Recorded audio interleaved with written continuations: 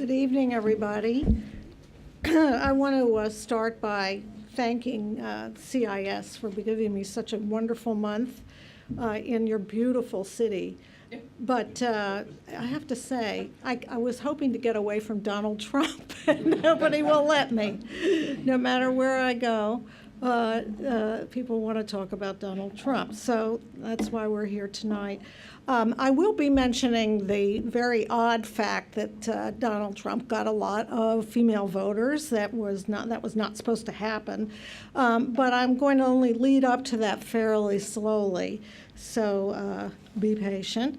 Now, Jeremy alluded to this most mind-boggling of moments during the election when Hillary Clinton said that awful word.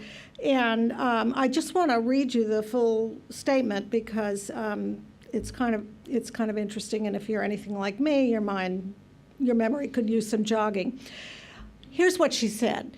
If I were to be grossly generalistic, I would say you can take Trump supporters and put them in two big baskets. There are what I call the deplorables, the racists, the haters, xenophobic, Islamophobic, you name it, and the people who are drawn to him because they think somehow he's going to restore an America that no longer exists. So just eliminate them from your thinking, because we've always had an annoying prejudicial element within our politics. She went on to say that the people in this basket are, quote unquote, irredeemable and, quote unquote, not America. Now, Trump eventually went on to win about 59 million votes. And though I'm no Trump fan, I do not believe what Hillary Clinton, or by extension the Democratic Party, was implying here. That means that about 30 million Americans are irredeemable racist haters. That may have been a bad moment for the Clinton campaign, but it wasn't exactly so bad for the deplorables themselves. Clinton had said out loud what the Trump supporters assumed people like that Democratic nominee already thought. The professional and creative class, journalists, artists, CEOs, left and right, politicians left and right, all the people whose work lives are spent in front of a computer screen, loathe them. So as you can see, they took advantage of the of this gaffe, if that's what it was, by Hillary Clinton, and turned that into T-shirts, sweatshirts, bumper stickers, welcome mats, and so on. In fact, though, is a very serious moment because the episode brought into focus a very profound economic, geographic, class, and cultural divide that Jeremy referred to earlier. And it is a divide which I'm not alone in worrying is a very serious danger to the country. You may have heard that the United States had a movement early, that was in 2000, and I'm going to get the date wrong, but I think it was 2004, the Occupy movement. And the occupiers said that the big divide was between the 1%, the plutocrats who worked on Wall Street and Hollywood, and then the tech industry on the one hand, the rest of us slobs on the other. But this always seemed to me to be the wrong way to frame what ails America. The biggest source of our divide is not the 1% and the 99%. Actually, it's an education divide. And that education divide showed up big time in this election. Clinton's supporters were a mass of degrees, and I don't know that these are the same degrees that you have here, but maybe you'll recognize some of them, the BAs, the MBAs, the MAs, the PhDs, the MDs, and the JDs.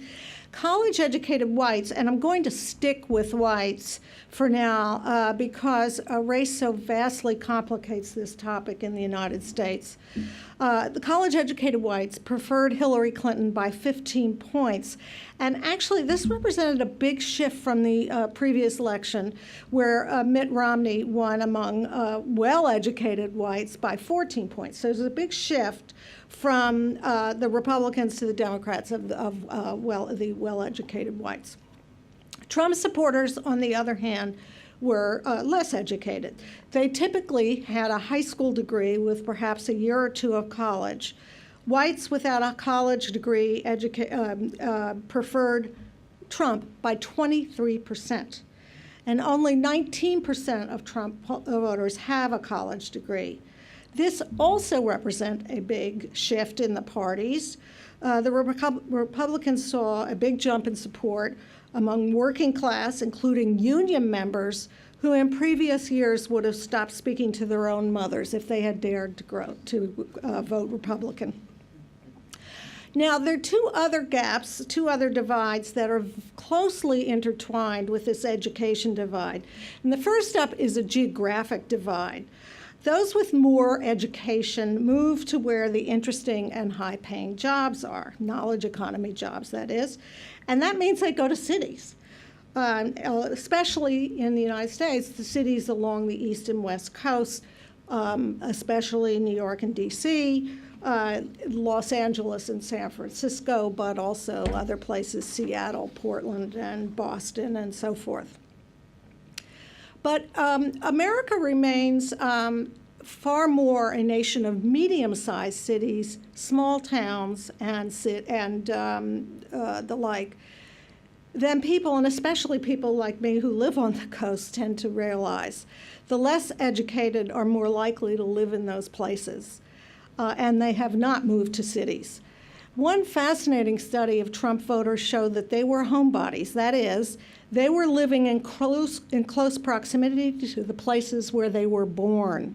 That's not the case with the more educated who are nomads, moving to cities with the best university or job offer, not to mention the best cappuccino and wine bars. To illustrate this geographic divide, I have a little map for you. This is a map of the election results in my native state of Pennsylvania. Now, I think you probably already know this, but let me just mention, in the United States, we signal Republicans by red and Democrats by blue. So notice that the map is almost entirely red, with a small patch of blue on the left side and the bigger one on the right side, and a couple in the middle. So Pennsylvania has two big cities, Pittsburgh, that blue smudge on the left, and Philadelphia, the bigger one on the right. It also has a university town where the Pennsylvania State University lies. And that's smack dab in the middle. That's that blue spot. And it also has a capital, which is in a rural county, that other blue spot, which is called Dauphin County, and Harrisburg is the capital there, and you're more likely to get a Democratic electorate there for the simple reason they work for the government. And our Democrats always vote for our government workers always vote Democratic for reasons we can discuss if you can't guess. Now, since 1992, Pennsylvania had voted Democratic. And the moment the returns started coming in on the evening of November 8th was the one where TV pundits started to look at each other. And I know my husband and I started to look at each other and wonder whether everything we assumed to be true wasn't. Now, along with the education and geographic gap is unsurprisingly an income and occupation divide.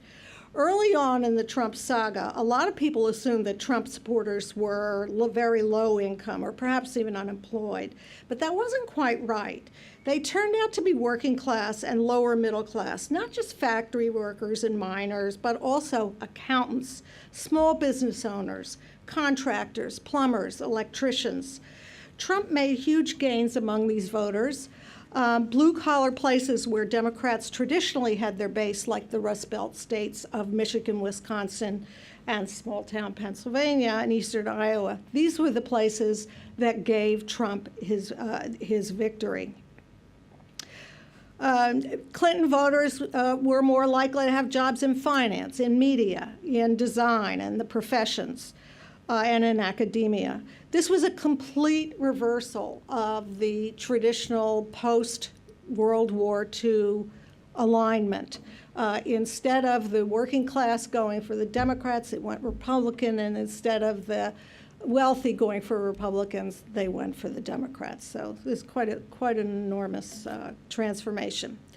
I think it's best to think of these political divides, education, geographic, and income this way. The Democratic Party has become the parties of the winners in a global post-industrial economy, the people with the knowledge jobs living in prosperous global cities or quasi-bohemian college towns. The Republican Party has now evolved into the opposite. To put it perhaps a little too bluntly, it is the party for the losers of that economy, people who have either seen half the jobs in their factory move to China or Mexico or into the claws of robots, or who know well the communities where such things are happening. We have some very interesting studies to support this view of globalism's winners and losers. A Gallup poll, for instance, from this past summer, found that Americans with a favorable opinion of Trump reported relatively high levels of financial anxiety compared with those holding an unfavorable view. And an economist named Jed Kolko crunched some data to find that white men, older adults, and the less educated, that is, the sorts of people who did vote for Trump, are the most likely to be employed in work that's expected to decline over the next decade. It's also important to mention, especially because this is an area where I've done a lot of work, that there are very high rates of family breakdown in the red state counties at this point. The counties that flipped from Obama in 2002 to Trump in 2016 had significantly higher rates of single parenthood than the typical Republican pattern. For decades, family breakdown in the United States was largely limited to minorities, particularly blacks and Hispanics. That has changed over the last decades, and now 29% of births to white women are also outside of marriage. That's up from 17% in 1990. And that's almost all people without a college education.